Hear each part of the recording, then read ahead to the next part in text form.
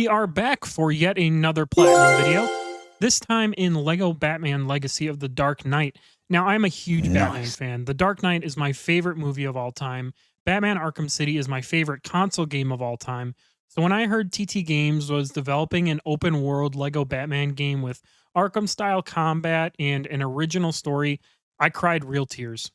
The only thing in life I cling to for hope is that another Arkham game gets announced. But for now, LEGO Batman Legacy of the Dark Knight is a nice substitute. And I am happy to say, this game is great. I had a lot of fun playing through the story, flying around Gotham, and reliving the life of Batman. Now, the game wasn't perfect, and the devs don't know how to make a side mission that isn't a collectible, but for the most part, I enjoyed my 30-ish hours with the game.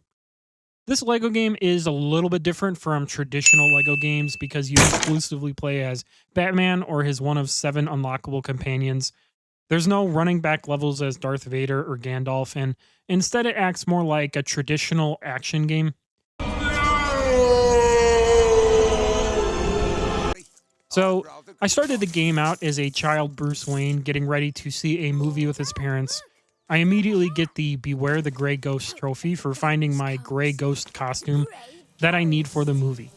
Bruce makes it to the movie, and on the walk home after the movie, his dad, Thomas, decides we should take a shortcut down Crime Alley, and then, spoilers, him and his wife get 360 no-scoped and die in front of me.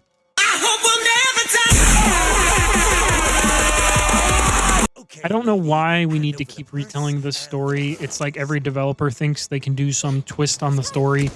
Like, there are only so many ways you can see the pearls hit the ground.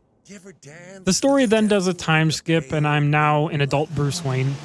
Bruce is pissed because Falcone is out of jail again and goes to confront him. After a brief fight alongside Gordon, Falcone has to show he has the biggest wiener, and Bruce decides he needs to become something bigger and better. Cue training montage.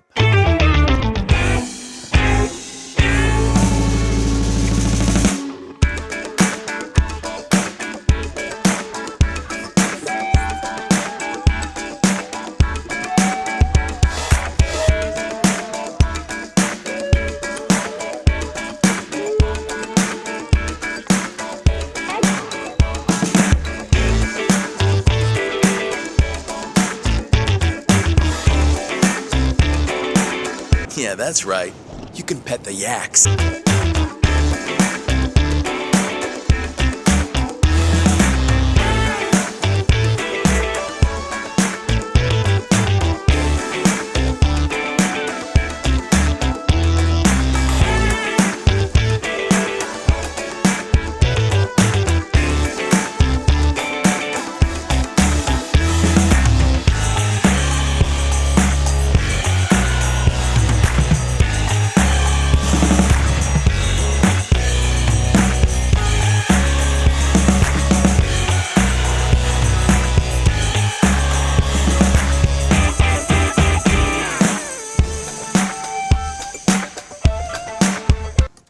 I come back to Gotham and am now, spoilers, the Batman, and also unlock a Legend Mr. Wayne for completing the prologue. The first mission is to capture Flash, Gordon's partner who's corrupt. I chase him through a shipping yard using my new combat moves along the way with Gordon at my side. He has a gun that shoots like a sticky bubblegum substance. I don't know why, I must have missed that in the comics. We catch Flash and have one of the most intense interrogation scenes I've ever seen in a game. Batman is not playing. With this, I finally unlock the Batmobile and can start exploring the city. My next objective is to put together a wanted person's poster, which turns out to be the Penguin. Upon confronting him, we begin a high-speed chase through Gotham, definitely one of my favorite parts of the game because it mirrors the most recent Batman film when Penguin's car flips and Batman slowly walks towards him. Peak cinema. After interrogating Penguin, my worst nightmare comes to life. The Riddler is here, and he has more fucking puzzles. Party. What? No, I don't want to do that. You're going to have a great time. No. You might meet some new people. No. And even make some new friends. No.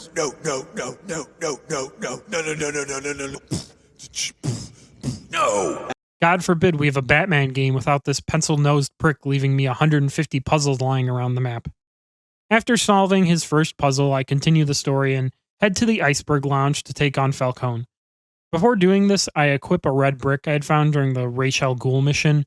This unlocks me the Does It Come in Black trophy.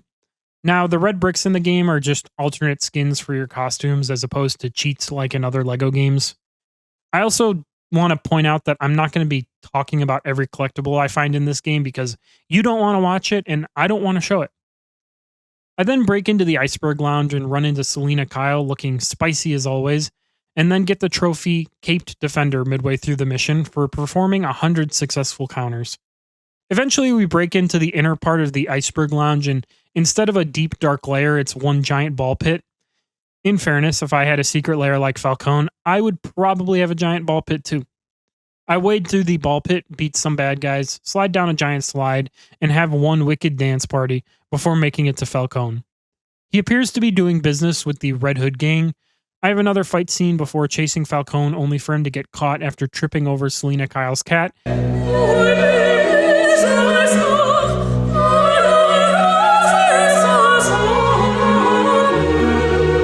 And that is the end of the mission.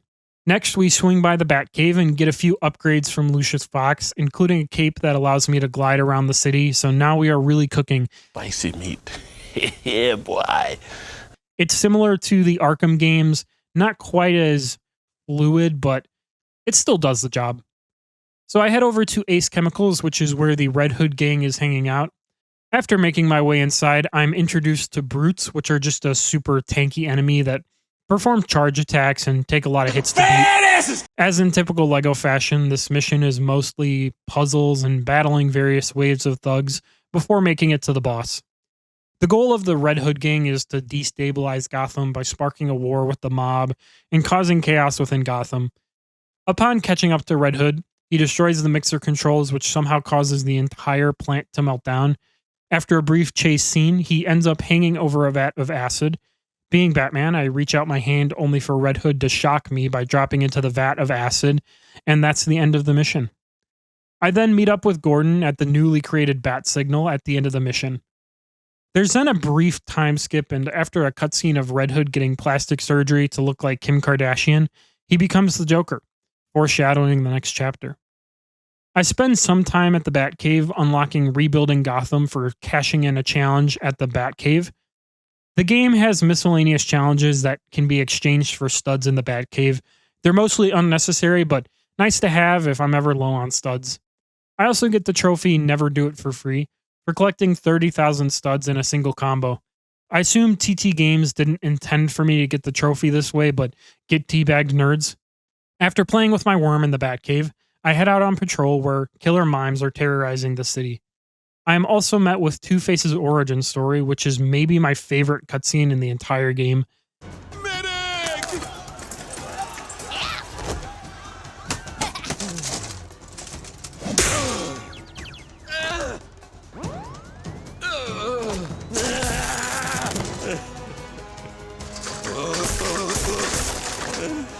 Get off of me!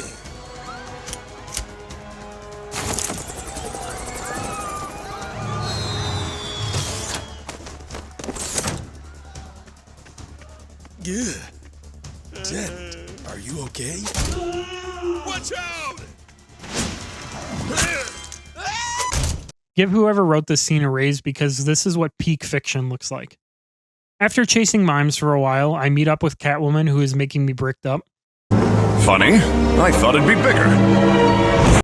We replace Gordon with her because bros before hoes. Sorry, Gordon, but the mustache wasn't doing it anymore. We are chased through a department store, fighting a small army worth of mimes before having a cool rock out scene. This game really likes music montages for whatever reason. And then after finishing the mission, Catwoman finds a plastic penguin on the ground, which for some reason means we have to go to the zoo. It's a LEGO game. Some of it doesn't make sense. But we do unlock Hear Me Roar for unlocking Catwoman, and we can begin our journey to the zoo. Upon arriving at the zoo, we stumble upon a zookeeper napping on the job because apparently I have to do everything around here. I need Gordon to rescue him, so sorry about that whole Catwoman thing. We rescue the workers and he lets us know all the zoo animals have escaped and he needs our help rescuing them. This is another basic just type of collectible in the game disguised as a side mission. I have to hand it to TT Games because They did a phenomenal job at acting like you are doing super thoughtful and interesting side missions, just for it to end up being glorified collectible missions. We enter the zoo and chase down the penguin, who actually, believe it or not, looks a surprising amount like your mom. He runs away before we catch him later and sends suicide bombing penguins at us that we have to beat. I think he's still mad about earlier. I'm sorry. Making our way through the mission leads us to a shark that is no match for our handy dandy shark repellent. Nice reference to the old ass Batman from the 1960s.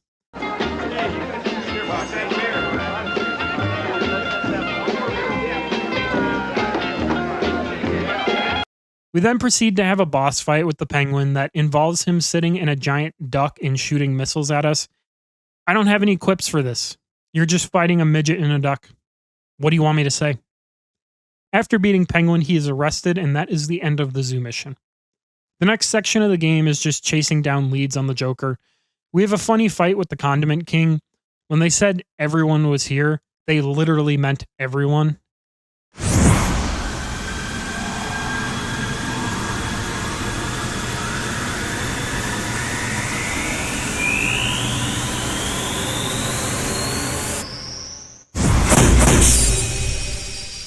The Condiment King!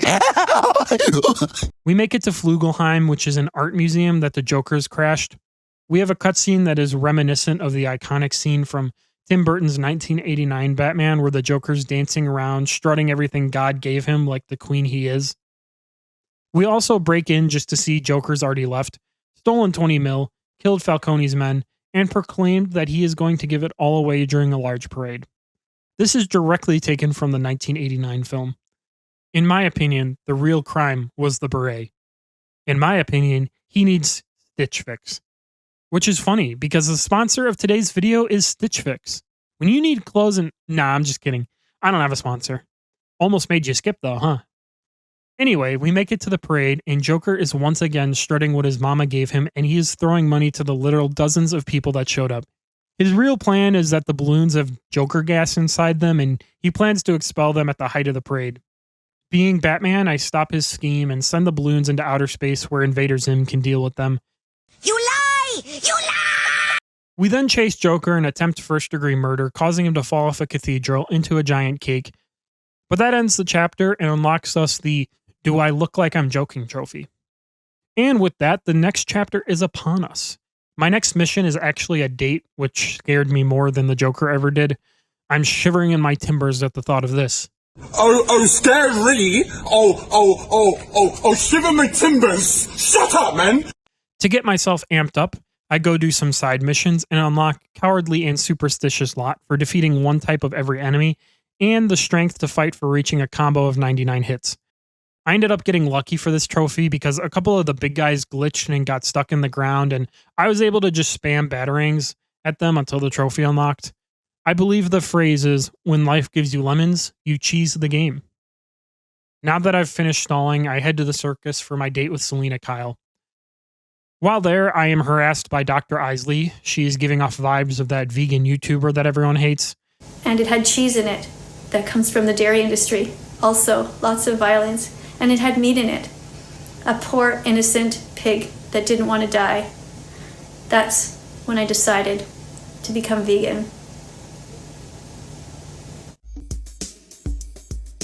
Look in the mirror and sing this song, sing I will be brave, I'll be vegan from now on. Look in your heart and sing this song, sing I will be brave, I'll be vegan from now on. Eat only healthy vegan things, never eat anyone's arms, legs or wings. Don't eat anyone who has ears or eyes. Make sure At the circus, because of main character syndrome, I'm called on stage with Robin to assist in his act. Suddenly, Two-Face drops in with a giant ball of TNT. With the help of a prepubescent child, I beat Two-Face after a rather elaborate circus fight, and then kidnap the child to help fight predators, murderers, and drug lords. Call the police. This also grants me the trophy The Boy Wonder for unlocking Robin. Oh, and 3 minutes later, I get the trophy This Is My City for placing a pin on the map. I'm not going to complain about a trophy, but some things just don't need to be trophies. Oh, and I unlock It's Not Exactly a Normal World for visiting every district. While spending time clearing some side stuff, I encounter Clue Master, which is just a Temu Riddler, and he also has 60 puzzles to solve. They knew how much we loved Riddler, so they multiplied him by 2. We then learn that Kite Man is causing trouble at the Gotham Water and Power Plant. God forbid we don't stop fucking Kite Man. Even Robin thinks he's a joke. Kite Man? No way he's a real guy. We make it to the plant, and it turns out that Kite Man has been brainwashed by someone, and the plant has been overrun by, well, plants. Doesn't take a detective to figure out who's behind this one. Look in the mirror and sing this song. We bust through and defeat Poison Ivy in a rather cool fight against a Snapdragon. The best part of this mission is that we unlock yet another type of collectible mission. This time there are various plants around the map that have to be destroyed. God forbid they make an interesting side quest. Once I arrive at the Bat Signal, I complete the chapter and unlock the Dynamic Duo trophy. After a small time skip, I am shown in the Bat, and I guess Catwoman is just living with us? It's never really explained what's going on here. Legos with benefits, I guess? I'm not sure. The next mission involves us going to a fundraiser at a museum where Firefly interrupts, and it's up to me and the newly recruited Batgirl to save the day. Batgirl has some cool gadgets at her disposal, such as the hacking tool and a drone that can fly into small spaces and be used as like a perch. We swat Firefly out of the sky in the most climactic quick time event you've ever seen, and the mission ends. But not before Arnold Schwarzenegger busts in and freezes everyone solid and then leaves. We are awarded the trophy, let's see what Batgirl can do, for finishing the mission, and our next objective is in sight. Back at the Batcave, we have the longest 15 minutes of my life as we manually push Gordon's frozen body to the Bat scanner, play a crane game, see Robin try and compensate for the fact that he was replaced by Batgirl, and then search for an antidote. After a bit of searching, we are brought to Black Mask, who basically tells us we need to find Freeze for an antidote, which I could have told them from the beginning. I also experienced my first game crash of the run, which was pretty exciting. All around me are familiar faces, worn out places. After reloading my game and my nachos, I arrive at the observatory where Batman is frozen solid. And all hope seems lost. Until you guessed it, Nightwing shows up to save the day. We have the most anticlimactic boss fight of the game where we basically just punch Freeze's mech until Freeze is ejected into a barrel like a Tom and Jerry cartoon, and the mission ends. I unlock a Grayson graduate for unlocking Nightwing. It's a little confusing because he is Robin, but Robin is still a playable character. I don't know. Lego logic for you. Per usual, I head to the Bat Signal to finish the chapter and unlock an Endless Winter for beating Chapter 4. The next section of the game is my favorite because it's based on both The Dark Knight and The Dark Knight Rises, two of my favorite movies of all time. So excuse me while I glaze this section for 10 minutes. While in the Batcave, we see Lucius working on a nuclear reactor. I'm sure nothing will come of that. We also get a message from the newly formed Joker that he's going to rob a bank and everyone is shaking in their boots for some reason. We then see Joker blow up a hospital like that famous scene from The Dark Knight, but since this is a Lego game, he just uses paint bombs. Once again, Jim getting the short end of the stick. Went from lead character to being replaced by Catwoman, to being a Jimsicle, to being put on janitor duty. Show me a greater downgrade. I'll wait.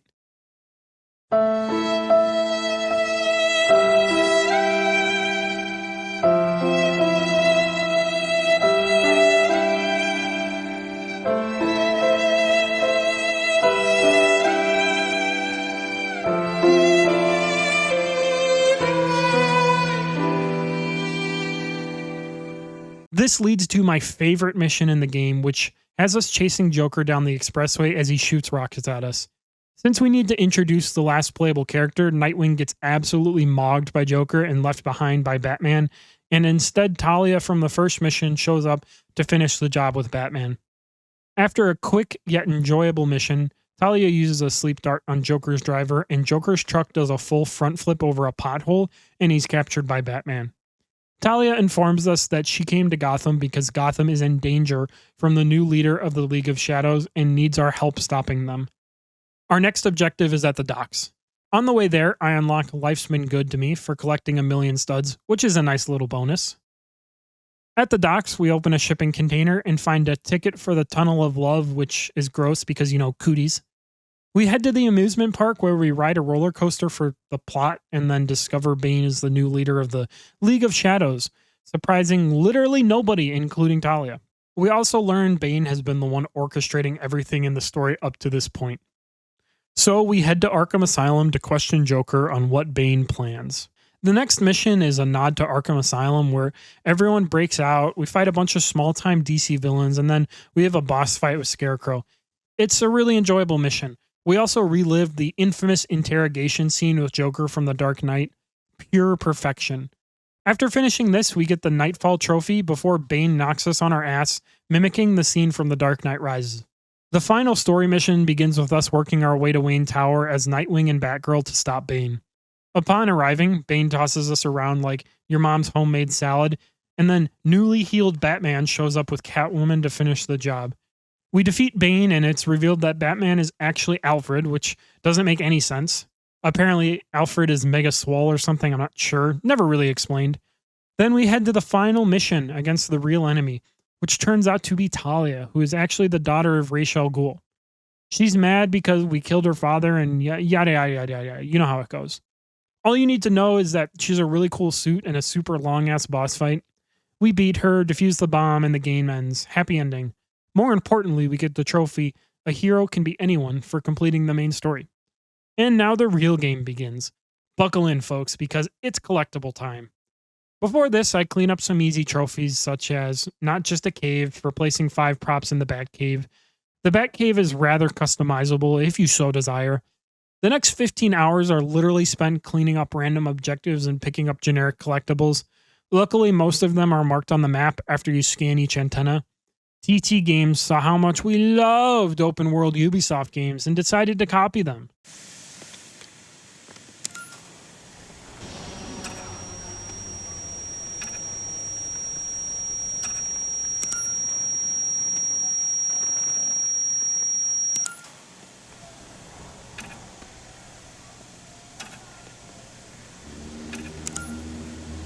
For real though, any devs watching this video, nobody likes this, and you have shortened my life by years. I'm not going to explain every minute detail on every collectible or miscellaneous objective I had to do, so we're just going to do a segment called Quick Fire Trophies.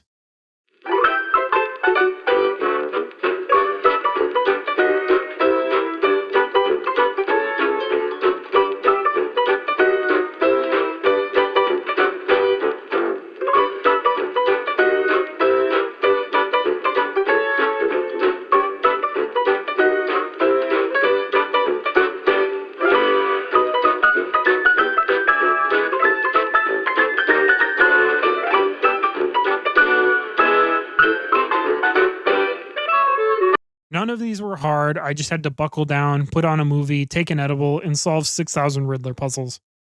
Now that we are finished with this, I went back into the story to grab any collectibles I missed. Thank you to the grace of God, there was checkpoint select within the mission, so I didn't even have to replay the entire mission if I was only missing one Wayne cache or red brick, so this didn't take too long. The last portion of this run was finishing up AR trials and grabbing some bat symbols. Once again, this wasn't particularly challenging, just time consuming.